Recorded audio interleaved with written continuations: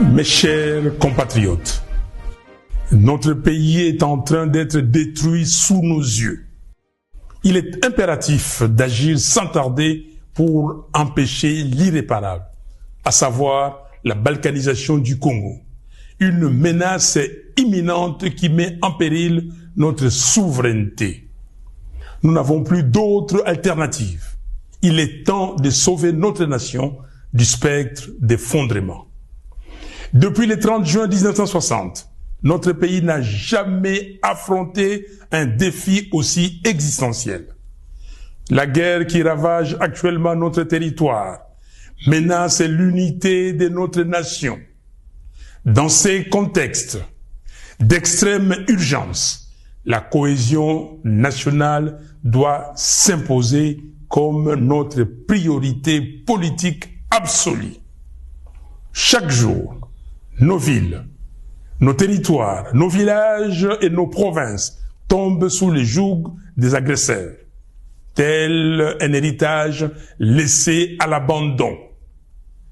Combien de morts faudra-t-il encore pour que nous prenions pleinement conscience de l'urgence d'unir nos forces, de transcender nos divergences et de trouver une solution pour préserver les 2 345 410 km² de notre territoire.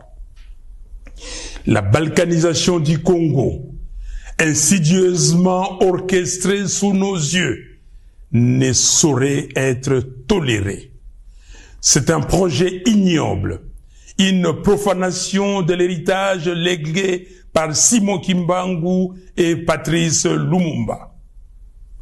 Aujourd'hui, plus que jamais, il incombe à chaque Congolais d'assumer sa part des responsabilités dans la lutte pour la sauvegarde de notre pays. Cette guerre, ces souffrances, ces vies fauchées en grand nombre nous enjoignent à un profond changement d'attitude. Nous ne pouvons plus nous permettre l'inaction ni la complaisance. Il est de notre devoir de contrer ceux qui cherchent à diviser notre peuple et à nous précipiter vers notre propre perte. Face à l'ampleur du désastre, la division interne est un luxe que nous ne pouvons plus nous offrir. L'initiative congolo-congolaise, que nous qualifions de processus de Kinshasa, proposée par la CENCO et l'ECC, constitue une opportunité historique pour mettre fin à la guerre et reconstruire notre pays. Ce projet ne se limite pas à un simple appel à la paix.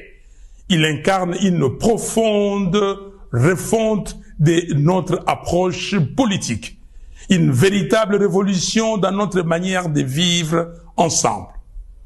Je lance donc un appel ferme à tous les Congolais, quelles que soient leurs appartenances, à se rallier à cette dynamique de réconciliation et de cohésion nationale.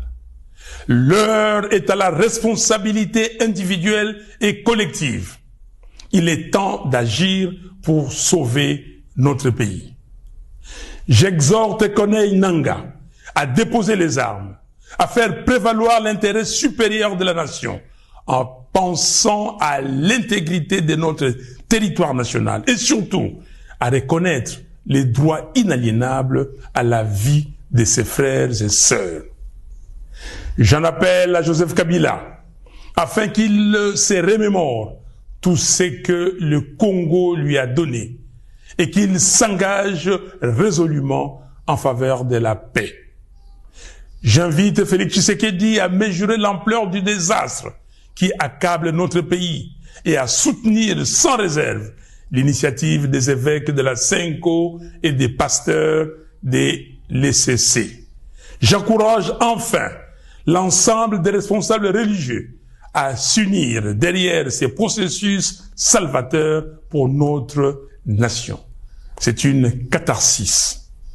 Mes chers compatriotes, il est impératif que nous agissions sans délai pour mettre un terme à la guerre, stopper les massacres des Congolais, en finir avec les déplacements forcés de nos concitoyens, restaurer l'intégrité de notre territoire et alléger les souffrances de notre peuple.